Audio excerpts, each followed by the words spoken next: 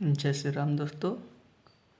आज हम पढ़ेंगे भारत में धार्मिक एवं सामाजिक सुधार आंदोलन में देवेंद्रनाथ टैगोर का योगदान। देवेंद्रनाथ टैगोर का जन्म 1817 ईस्वी में बंगाल में हुआ था और इनका निधन 1905 ईस्वी में हो गया। देवेंद्रनाथ टैगोर के पिता का नाम द्वारिकानाथ टैगोर था। इनके पुत्र रविंद्रनाथ टैगोर, सत्येंद्रनाथ टैगोर थे। देवेंद्रनाथ टैगोर को दानशीलता के कारण इनको प्रिंस कहा जाता था। ये ब्रह्म समाज के प्रमुख सदस्य थे। इनका अन्य नाम महर्षि भी था। ब्रह्म समाज बनने से पहले देवेंद्रनाथ टैगोर ने तत्वरंजनी सभा की स्थापना 1831-32 में किए थे। आगे चलकर 1839 ईस्वी में इसका नाम तत्वबोधिनी सभा कर दिया गया। इन्होंने 1843 ईस्वी में तत्वबोधिनी पत्रिका का संचालन किया तथा इस पत्रिका का संपादन देवेंद्रनाथ टैगोर और ईश्वर चंद्र विद्यावागीश ने किया था। ईश्वर चंद्र विद्यावागीश और देवेंद्रनाथ टैगोर दोनों ने मिलकर 1840 में तत्वबोधिनी कॉलेज की स्थापना की थी। देवेंद्रनाथ टैगोर ने अंग्रेज ईसाई धर्म प्रचारक अलेक्जेंडर डफ को जवाब देने के लिए ब्रह्मो धर्म पुस्तक की रचना की और ब्रह्म उपासना का सिद्धांत दिया। देवेंद्रनाथ टैगोर ने 1857 ईस्वी में केशव चंद्र सेन को ब्रह्म समाज का सदस्य बनाया तथा केशव चंद्र सेन को 1859 ईस्वी में ब्रह्म समाज का आचार्य बना दिया और देवेंद्रनाथ टैगोर वन के लिए निकल गए। अब हम देखते हैं ब्रह्म समाज संस्था में केशव चंद्र सेन का योगदान। संगत सभा की स्थापना। केशव चंद्र सेन ने 1860 ईस्वी में संगत सभा की स्थापना किया। इसका उद्देश्य धार्मिक एवं सामाजिक समस्याओं का निराकरण करना था। केशव चंद्र सेन ने ही ब्रह्म समाज के अंदर शुभ समाचार नामक पत्रिका निकाले जो बंगाली भाषा में था। इसका संपादन 1860 ईस्वी में हुआ। इंडियन मिरर पत्रिका जिसका संपादन 1861 ईस्वी में हुआ।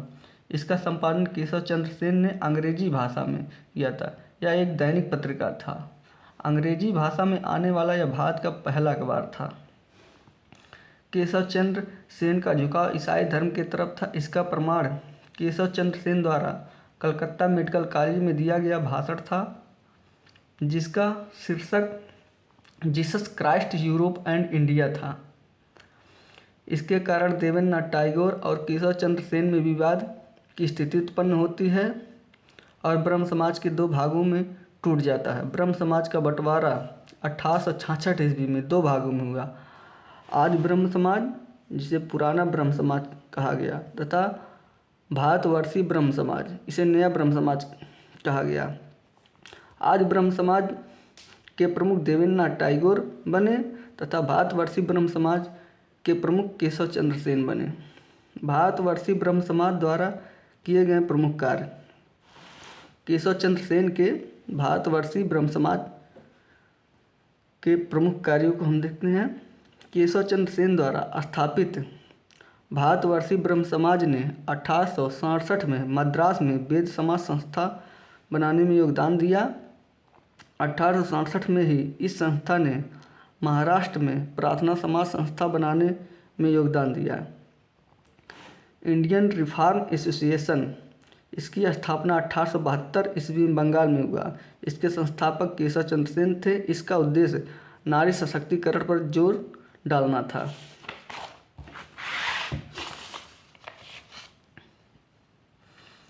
1872 ईस्वी में केशव चंद्र सेन के प्रयास से ब्रह्म मैरिज या सिविल मैरिज एक्ट या नेटिव मैरिज एक्ट लाया गया जिसका उद्देश्य बहुपत्नी विवाह पर रोक लगाना, बाल विवाह पर रोक लगाना था। इस एक्ट के तहत लड़की के विवाह की न्यूनतम आयु 14 वर्ष और लड़के के विवाह का न्यूनतम आयु 18 वर्ष रखा गया। ब्रह्म मैरिज एक्ट का उल्लंघन स्वयं केशव चंद्र सेन ने किया। इन्होंने अपनी बेटी का विवाह 13 वर्ष की आयु में बिहार के राजा के साथ कर दिया। इसी के कारण नाराज होकर आनंद बोस और विश्वनाथ शास्त्री केशव चंद्र सेन के भारतवर्षीय ब्रह्म समाज को छोड़ देते हैं और दोनों ने मिलकर साधारण ब्रह्म समाज की स्थापना की। केशव चंद्र सेन के सहयोग से 1864 में मद्रास में के श्रीधरालु नायडू के द्वारा वेद समाज की स्थापना की गई। इसे दक्षिण भारत का ब्रह्म समाज कहा जाता है। वेद समाज का उद्देश्य सामाजिक एवं धार्मिक सुधार करना था।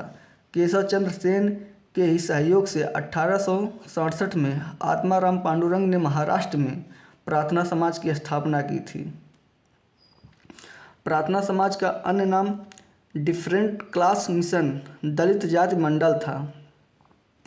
प्रार्थना समाज का उद्देश्य दलित, अछूत, पिछड़ा वर्ग, कमजोर वर्ग की दशा में सुधार करना था। 1884 ईस्वी में केशव चंद्र सेन की मृत्यु हो गई। उसके बाद हम देखते हैं महादेव गोविंद रनाडे का योगदान भारतीय धार्मिक और सामाजिक सुधार आंदोलन में। महादेव गोविंद रनाडे एक समाज सेवक और मुंबई उच्च न्यायालय के न्यायाधीश थे। उन्हें महाराष्ट्र का सुकरात भी कहा जाता है। महादेव गोविंद रनाडे को महाराष्ट्र का सुकरात कहा जाता है। ये पश्चिमी भारत में संस्कृत सुधार के अग्रदूत थे। ये विधवा विवाह के समर्थक तथा बाल विवाह के विरोधी थे। महादेव गोविंद रनाडे ने विडो रीमैरेज एसोसिएशन की स्थापना 1881 ईस्वी में की थी। इनका मकसद विधवा स्त्री का दोबारा विवाह तथा नारी सशक्तिकरण करना था। महादेव गोविंद रनाडे ने 1884 ईस्वी में दक्कन शिक्षा सभा या दक्कन एजुकेशन सोसाइटी की स्थापना की, जो आगे चलकर पूना फर्ग्यूसन कॉलेज के नाम से प्रसिद्ध हुआ। महात्मा गांधी के राजनीतिक गुरु गोपाल कृष्ण गोखले थे तथा गोपाल कृष्ण गोखले के राजनीतिक गुरु महादेव गोविंद रनाडे थे। अब हम तीसरे समाज सुधारक को पढ़ते हैं, डी.के. कर्वे, जिसे धोधो केशव कर्वे कहा जाता है। डी.के. कर्वे ने महाराष्ट्र में अनाथ बालिका आश्रम की स्थापना 1896 ईस्वी में किए थे।